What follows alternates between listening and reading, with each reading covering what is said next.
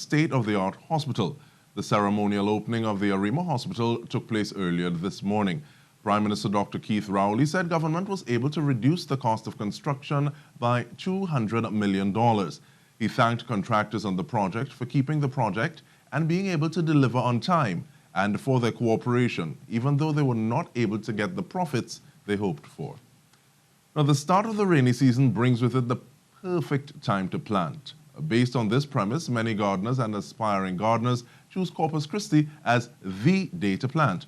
Now, Corpus Christi will be observed on Thursday coming, and it's believed that anything you plant on that day will thrive. In preparation for this planting exercise, the MP for Shogunas East, Fazal Karim, sought to help his constituents get ready by providing the raw material to plant, namely seeds. These seeds we have secured for ourselves through the Office of the Member of Parliament for Shogunas East, and so far we have given out over 1,000 packages of seeds, fertilizers, and buckets. Some of the seeds were also sourced from the Ministry of Agriculture. Among the seeds distributed were melon, pumpkin, okra, and pigeon peas.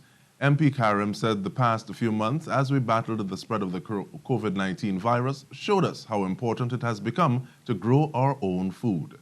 This is an opportunity for people to grow their own food, to assist themselves, to help their families, their friends, the members of the community, but also to improve their nutritional food value and possibly to start their own businesses. I want to take this opportunity to wish everyone in Trinidad and Tobago a happy Corpus Christi, and may you have great planting and great harvesting. Thank you for your thoughts. And continuing with growing what we eat and eating what we grow, I got a brief bit of an interview this morning on Talk City 91.1 FM, so that I can tell you that the Ministry of Community Development, Culture and the Arts is hosting a Grow It Yourself Challenge kitchen garden competition in collaboration with the Ministry of Agriculture, Lands and Fisheries. This competition is under the umbrella of the Prime Minister's Best Village Trophy competition. Rodelle Phillips-Simmons is the Corporate Communications Manager in the ministry, and we are stealing her away from a meeting to give us some information on the initiative. Good afternoon, ma'am. How are you? Good afternoon. I am doing very well, thank you. And how are you? I'm better since you agreed to this. And I'll start off by asking you for a little overview of the competition, please. Well, the program, as you said, the Best Village Trophy Competition, now is usually time that we are running this program in communities throughout Trinidad and Tobago. And given the pandemic, we were not able to do that program. So the team came together to determine what approach can we use to still engage members of the community in a program that will benefit them. As you said, we're going into the rainy season. Around the same time, Ministry of Agriculture was coming out with its Grow Trinbago project. So we thought food security is an important element. This is a community-based type ministry doing work in the community, and we came up with the Grow It Yourself challenge. I will tell you, the challenge was put to the team on the Thursday to have a proposal ready by the Tuesday. So it was a challenge in itself getting it over and getting it out and approved. But what it seeks to do really is going to communities throughout Trinidad and Tobago, individuals in communities, families in communities, and stimulate an interest in home gardening. That is the long and short of the program. Now, what are some of the indicators of success and the broad goals? And I ask that because are you looking at the amount of people who subscribe? Are you looking at the amount of things that are produced? What do you use to say, okay, well, this project was successful? Okay, so there are two key KPIs we're looking at. One, yes, is the number of persons who take on the challenge. We are hoping across the 11 communities, we have at least 30 persons taking part. Our target, all fingers crossed and all things being equal, is looking at 300 persons participating in the program. Our second target, of course, is that you must plant a minimum of 4 crops. And we have provided a list of 9 crops in short term and 3 crops in long term. So we're looking for persons to, 300 persons participate, and each person having at least 4 crops, regardless of the size of the garden that you choose to embark on. Are there different categories? Because I heard you say short and long, but are there other categories to go with that? Okay, so the main categories in the Grow It Yourself challenge really is small, medium, and large. And if you go to the ministry's website, cdca.gov.tt, it gives the real estate of what is small, medium, and large. So small could be your back porch, and large could be your backyard. So it gives the square footage that we're looking at in each category. But we also sought to look at the best hydroponic system that can be used. We're looking at most innovative kitchen garden. Of course, sustainability is a big part of what we're doing in the development of Trinidad and Tobago. So what recycled products you can use, what upcycled products you can use. And of course, there's a people's choice. Now, what is unique about the kitchen garden project is, of course, we have limitations on how persons can meet. How do we judge this? So everything is online. We're encouraging persons, when you decide that you're doing this and you were supposed to get planting yesterday, of course, it's falling a perfect time with Corpus Christi. You're supposed to get planted yesterday. Registration is the 15th to the 17th of June. And to register, you have to go online on the ministry's website, put in the relevant fields, but you also have to submit a first video of your garden. So we get to see what you have done in the time that we have given you. And you're really sending us a link because we're encouraging you to promote kitchen gardening yourself on your social media platforms, and just send us the link. I like how everything is layering on top of everything. And one of the things, or one of the complaints that we hear sometimes about organizations, be it governmental or non-governmental, is the fact that there can be a great deal of siloing, which sometimes allows for duplication of efforts in a manner that wastes resources. Yes. Speak to me about the collaboration between the Agriculture Ministry and CDC. Thanks. Right. So the Ministry of Agriculture, of course, is providing the very important technical support to us. So understanding what crops we can put forward in this list that would be available for us to judge in a 6-week program. They have given us that detail, all the technical requirements and all the technical questions we had as it relates to what space, what crops can we plant, what are the fertilizers that people can use. All of this information is available through the Ministry of Agriculture, through our website. They are providing technical advice for anything that we need to find out, and they're also judges on the panel. So they have been, so the seeds that Ministry of Agriculture gave out are primarily long-term crops. So we thought, okay, there may be persons who are not quite ready for long-term crops. Let's let them test their skills with short-term crops. So it is a collaborative approach.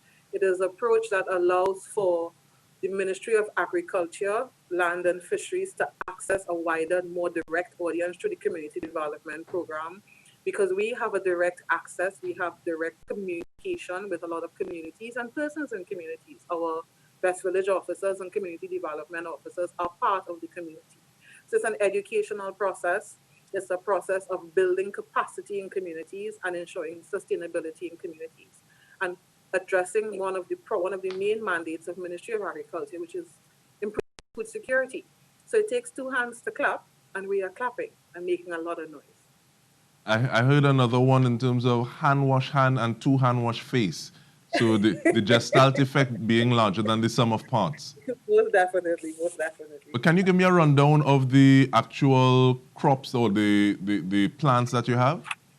Okay, so we have spinach, pak choy, lettuce, celery, kale, chive, carrots, shadow benny, and mustard greens. Those are the short-term crops that grow within a 30 to 40-day period. And then we have some long-term crops, which are tomatoes, sweet peppers, and cucumbers. Now, what we have advised persons is that all the crops that you are looking to plant, you need to use seedlings. What the Ministry of Agriculture said to us is most seedlings, when they're purchased, they're about 4 to 5 weeks. So when you register and you put up your video after the period of launch, which should have been the 8th, I mean, our official launch was the 2nd, but you got planting on the 8th. By the time we're ready for judging between the 15th and 17th, you have a lot to show off within that period. You would have had seedlings in the ground for about 2 additional weeks. And through the expertise of Ministry of Agriculture, they can judge, okay, this is what it's supposed to look like at this time. You are even able to ask for advice. So we have a chatbot on the ministry's website where you can type in your question and get a response within 5 minutes time. If we are not able to answer your question right away, we invite you to send an email and we follow up to really hold your hand in this process. I mean, we are targeting families that are still at home. We are targeting children that are still at home, parents that are still at home, older persons who are looking after younger ones. Everybody can get involved in this, and there's a space for everyone. I like the fact, and you actually answered the question of being able to judge. And I say that because some people might have something in the ground that's a little longer, but they're showing off, as you said, and showing off things that were already planted before. So you're saying that being able to judge, you say, okay, well, this is what it is supposed to look like? Yeah. Yes. The Ministry of Agriculture has said that once you put the seedlings in at the time you were supposed to put them in, they know what a plant is supposed to look like. Any plant, whether it's celery, kale, carrots, shadow benny. After 2 weeks in the ground, they know what it's supposed to look like and they can judge. So they have parameters on height, what the color is supposed to look like. They have all that science. They have it down. So they are very confident that we are able to judge where people are at that first phase, which is the 15th to the 17th of June. The second phase is a second video that you have to submit on the 29th of June to the 1st of July. And then the third phase is July 20th to 22nd. After that third phase is when we start judging, and we have both a district level competition and a national competition. So you could be judged on your district based on the size of your garden, the category you've entered, first, second, or third. But the first place winner is who goes on to the national competition for the bigger bucks, let's put it that way. But everybody has an opportunity at a district and a national level to participate. So that means that you don't have people saying, bringing forth explanations like, I planted mine in super soil. But I'm also... Well, you have advice. I mean, we're also going to be doing some random visits, which is something that we were just discussing today.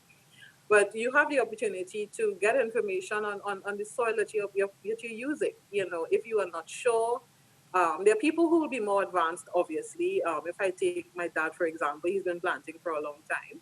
But there are persons who have not been planting for a long time. And it's an opportunity for them to learn. You may not win, but you would learn a lot and you would have enjoyed the experience, the exercise, the fresh air, the camaraderie, the family time of planting your own kitchen garden. But speaking of winning, what are the prizes at stake? Okay, so our prize structure. So in the small category on a district level, the prizes go from $500 to $1,500. But overall, in small, it goes from $1,000 to $3,000.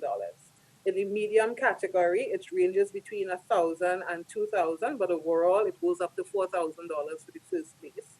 And large goes at the overall level up to $5,000 first place. We reward hydroponics, of course, and their special prizes, as we said, for sustainability, for innovation, and of course, the People's Choice, which comes out of the third video. So, I mean, the opportunities are there. It's I think for us, it's more than just the financial gain, but we are hoping that this develops a habit. You know, some people say it takes 6 to 7 weeks to develop a habit. So if you are doing this over a 6 to 7 week period, we hope that you continue. And it's the sustainability of it that that's more important to us. One last thing though, how do people vote? Right, so the judges are the ones who will be looking at the district level and of course at the overall level. The persons voting must be for the People's Choice. So that will be on our website. The persons who have been selected based on the judging criteria, and I can share that with you as well. Actually, we need to get that judging criteria another time though, but in terms of voting on the website, I just want to remind people it's cdc.gov.tt. Correct, cdca.gov.tt, and that voting takes place at the end of the competition. So that is when we have the last set of submissions. We will be communicating, okay, these are the videos that we invite persons to vote for People's Choice. All right, so thank you so much, Rodelle Phillips-Simmons, Corporate Communications Manager at the Ministry of Culture and the Arts, for giving us information about that. And this is what has trending on COVID-19. Now remember, you can join us for live coverage on TTT, Talk City 91.1 FM, Sweet 100.1 FM, Next 99.1 FM, as well as on Facebook at TTT Live Online for all your COVID-19 updates. Thank you for joining us. On behalf of the TTT crew, I'm Dike Rostant. Bye for now.